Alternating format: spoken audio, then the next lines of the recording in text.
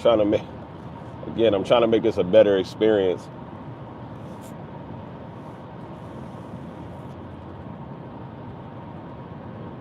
But the audio is not cooperating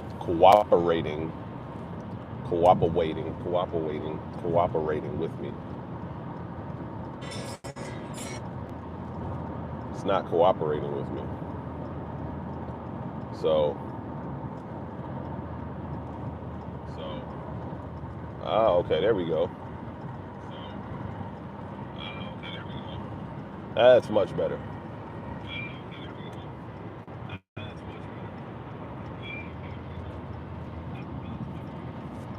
Always got food in the beard. Much better, much better, much better.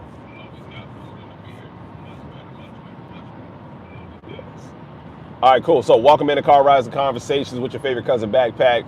We are on our way to a family meeting at the Juvenile Detention Center. Per usual, y'all know it is Saturday, and y'all know we, spend a lot of time at the Juvenile Detention Centers on Saturdays. So we want to make sure that we are pouring into these youth as much as we possibly can. Today, I'm actually going to start answering a question that a young man, answering a statement or responding to a statement that a young man brought up during our last session. So he said that he gets out in 14 days, 13 days. So now I would imagine he probably gets out on maybe Friday, this upcoming Friday. And the thing that he said was, I still don't know what I want to do. And I try to encourage him and let him know that even though you don't know what you want to do, that's okay. The only time it becomes an issue is when you don't try to do something. I can't remember who I heard it from, but they had this saying, and it said, if you don't know what you want to do, at least find out what it is that you don't want to do. You'll be that much closer to finding out what it is you actually want to do, what you feel like you're called to do, what you feel like you're meant to do. And I feel like we don't give ourselves, he's 18 years old. There's nothing wrong with not knowing what you want to do at 18 years old. I had no idea what I wanted to do when I was 18 years old. I was listening to a speaker, and he was saying, isn't it amazing how some people get into this industry, and when they get into the industry, no one ever said, this is what I want to be when I get older. Most people just kind of fell into this industry after doing several things, after having several life experiences. This is what it led me to. It led me to speaking. I never knew that being a speaker was even a career path that you can take. Even as long as Zig Ziglar and Bob Proctor has been around. Hey, what's up, Nancy Sharp? Appreciate y'all coming in. Do me a favor and tap that subscribe button. Listen, it costs you nothing to subscribe. It costs you nothing to subscribe, but doing it means the world to me, and it's absolutely priceless to me. So definitely do that. But so the young man, he's saying that he doesn't really know what he wants to do at this point in time. And again, neither did I. I wanted to be a professional athlete when I first got to college. I went into college for electrical engineering because people told me, thank you so much, I appreciate that. People told me all my life how good I was with technology and how, I love gadgets, I love watches, I love all of those things. And, people were like, man, you should go to school for electrical engineering because, that's a position that we're gonna need, forever. And they make really, really good money. And so I went to school for electrical engineering. And after my sophomore year, I had to change my major. And I changed my major because electrical engineering is extremely difficult. Hey, what's up, Violet? Thank you. Appreciate the compliment about the sweater. But electrical engineering is extremely difficult. And so then I got into insurance, I got into sales, and then from there, that's when I heard about this thing, speaking, and then from there, I I landed in the speaking industry. What my goal to do today is to help him identify what are some steps he can take to start finding himself. I want to ask each of you a question, and I want you to think about this. If you don't know what you want to do, I want you to think about possibly doing this. If you are on the path of doing what you believe your life has called you to do, I want you to assist. I want you to write in the comments how you found yourself. How did you find out that this is what you wanted to do? How did you find out that, like, did someone tell you, did someone encourage you and say, hey, you're really good at this thing? How did you find your passion? A lot of youth are struggling to find their passion. What am I good at? I don't really know what I'm good at. Growing up in lower income neighborhoods, it's like the only things you can be good at in order to make it out is rap, sell dope, go to the league. They don't see that there's many other talents a person can have. So those talents aren't even explored. We got to start exploring those talents. Through betrayal and life experience, any construction job. So tell me more about that, Angel. Through betrayal, how did betrayal become a part of your life experience that showed you what you should do with your life? That's a very interesting experience. But yeah, this is, you know, this is something that a lot of young people, they need to know. Like, go get a desk job. Do you like sitting at a desk every single day? No, I don't like every day. Go get a restaurant job. Do you like cooking? Do you like make people? Go work for every part of the restaurant. Go work for the cook part of the restaurant. Go work for the waitress part of the restaurant. Go work for the hostess part of the restaurant. Which one of these 3 experiences did you enjoy the most? Which one did you enjoy the most? Then go and work for a telephone company. Then go and work for a sales job. And I would just keep these jobs about every 6 months, just rotate those jobs. Rotate those jobs every 6 months to see what it is that you like about this job and what it is that you hated about this job. And then what you do is you compile a list to say, well, these are all of the pros of every job. These are all of the cons of every job. Look at all of the pros, the things that you liked about every job, and then find a job where you can find all of those things in one place. That's what I did. That's what I did. I was in an abusive relationship and survived horrific things and wanted to help people that had similar experience. Wow. Okay.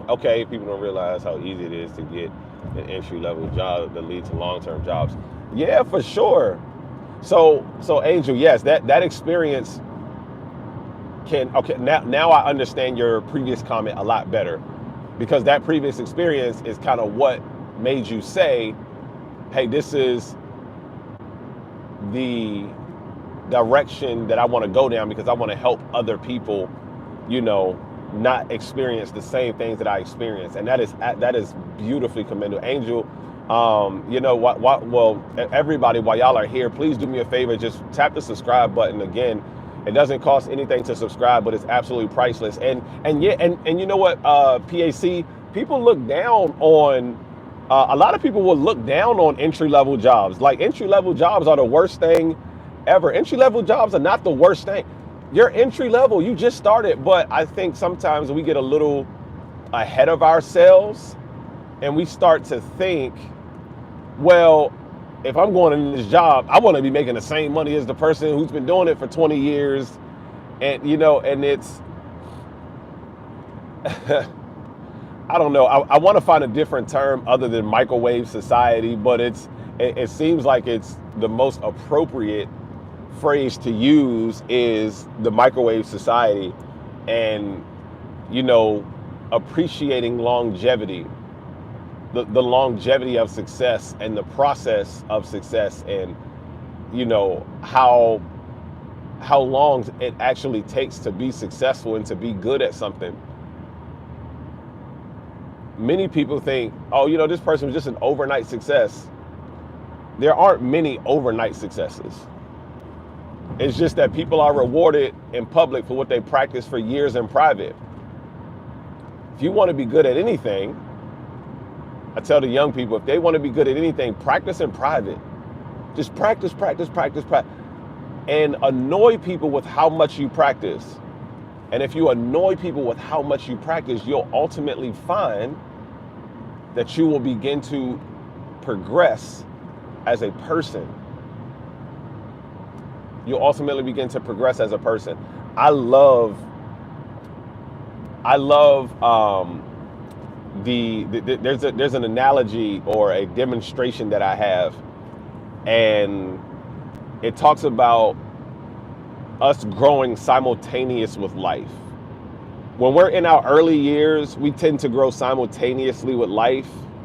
But what happens a lot of times is that we stop growing because of a number of reasons. Could be for a number of reasons. But life never stops growing. And if life never stops growing, but you stop growing, it's likely that life will outgrow you. And if life outgrows you, life will say the same way you outgrow someone in a relationship and you say, man, I've outgrown this person, it's time to leave this person behind. Life will literally leave you behind if you allow it to outgrow you. The same way Angel was strong enough to leave that relationship because it was listen, life gonna be like, hey yo, you're not keeping up with me. I gotta keep going. I'm growing all the time. All the time. You may not see it, but life is going and growing all the time. And the issue becomes we stop growing. We stop growing. And then when we see the distance between where we are and where life is, we say, dang, that distance is so far, I'll never be able to catch up. These are the people that don't want anything for their lives. They don't see anything. They don't see better. They don't feel like they deserve better. They won't do better. You can't encourage them to do better. You can't inspire them. You can't ignite that flame. You can't turn them on or persuade them to want to do more, or even just that they deserve more. Most people won't live their dream life because they've never dreamt of their dream life. Think about that. Most people won't even live their dream life because they've never dreamt of their dream life. How many of us have sat down and really thought about what it would be like, what it would feel like, the things you would do if you actually lived your dream life?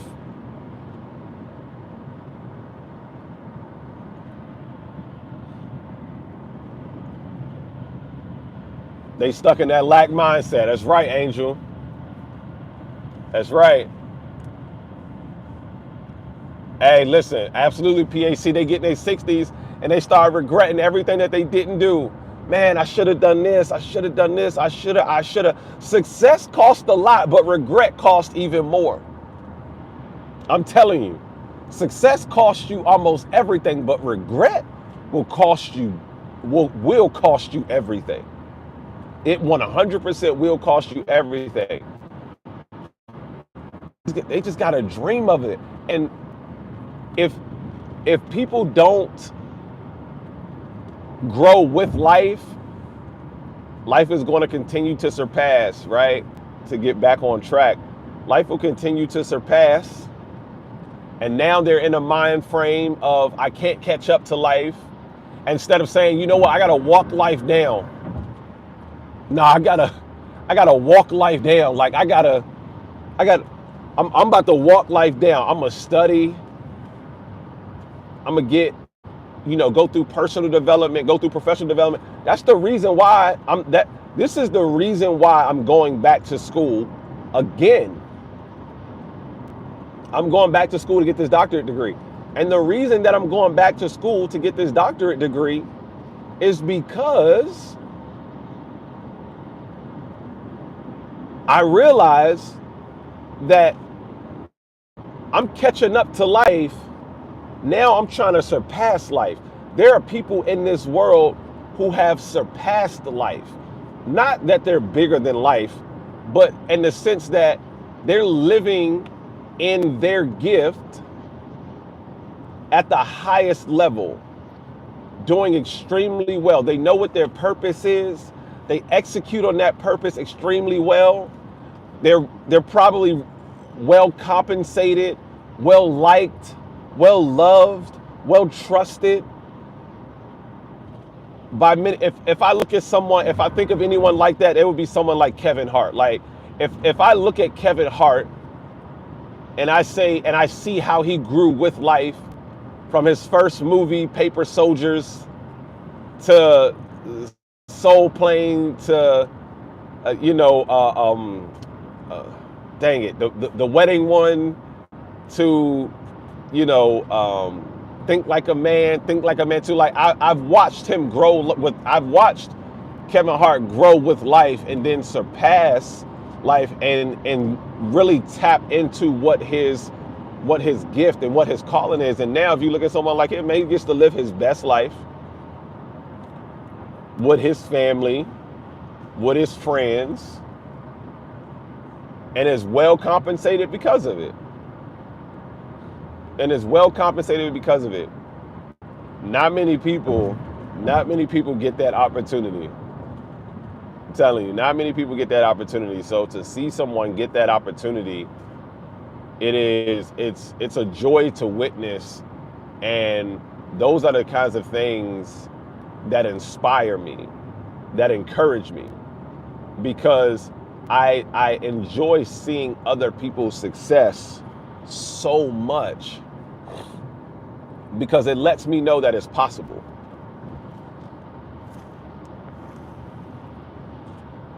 It lets me know that it's possible.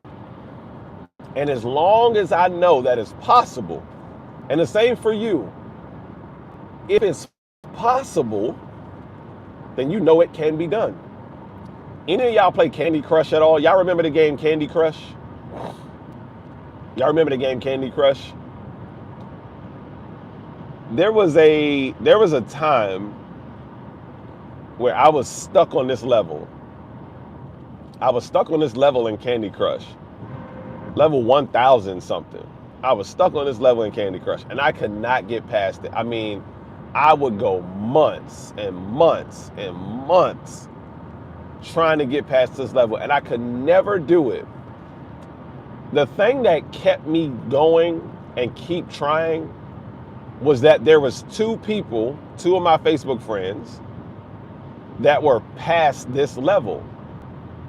And because they were past that level, I always knew that it was possible to beat this level. The first thing that we got to do is we just got to believe that it's possible. We really just got to believe, we really just got to believe that it's possible. Got to go to the grind. Thank you, Angel. Hey, dude, hit that subscribe button for me, Angel. I appreciate you. But yeah, we just got to believe that it's possible, man. And I think for the youth here at this juvenile detention center, most of it is going to be about believing that it's possible. Most of it is going to be about,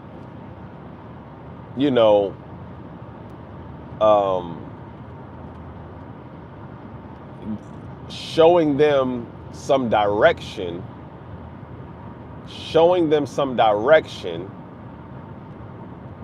on where they can actually go with their lives.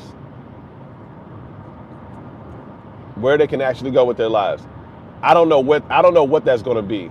I don't know where that's going to be. Before you chase your dreams, chase what's possible. Anyways, peace out.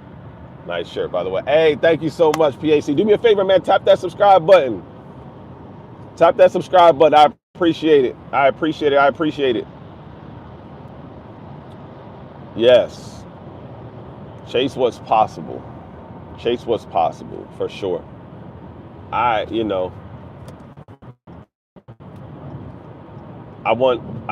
think that's the most dangerous part for a lot of these young men in this juvenile detention center world, is that if they don't know what they want to do, they'll just go back to doing what they've seen done. And what they've seen done are the same things that got them into the situation they're in right now. That's what they've seen. They go back to what they used to. Go back to what they're comfortable with. Go back to what their normal is. And if you go back into your normal,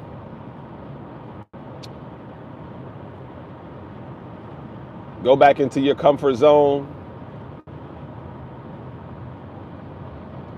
you'll end up back in the same place. You'll end up back in the same place.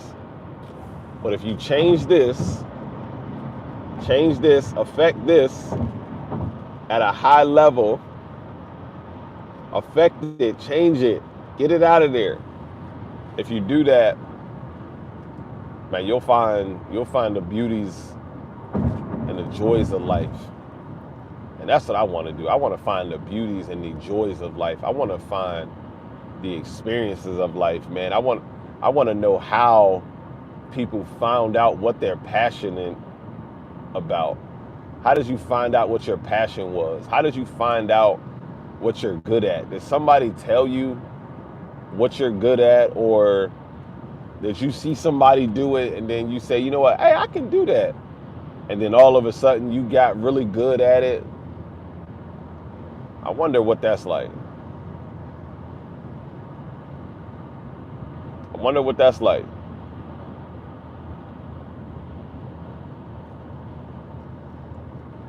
Yeah, I wonder what that's like. Okay, y'all. So I appreciate y'all for joining me in Car Rides and Conversations. Thank y'all for having this conversation with me. Thank you to everybody who dropped comments and shared and participated in the conversation. I greatly appreciate y'all. Y'all are absolutely amazing for that. For my people that are still in here, do me a favor if you haven't already. Tap the subscribe button. It doesn't cost you anything to subscribe, but to me it is priceless and it is worth everything. So I appreciate y'all. I love y'all. Y'all know my motto in life: stay in your bag, don't chase a bag. I'll talk to y'all later.